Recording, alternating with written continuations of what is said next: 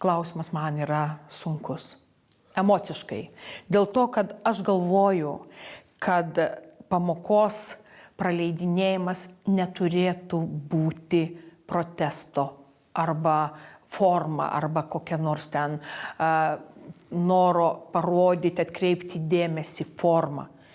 Juo labiau, kad iš tikrųjų dialogas ir diskusija su Lenkų tautinės bendrijos atstovais, jisai vyko visą vasarą ir jis vyksta sistemiškai ir nuolat. Aš vis tik tai vertinčiau streiką kaip ženklą to, kad neįvyko tam tikrų laikų, reikalingiausių galbūt metų susikalbėjimas tarp valdžios institucijų, mokyklų bendruomenių.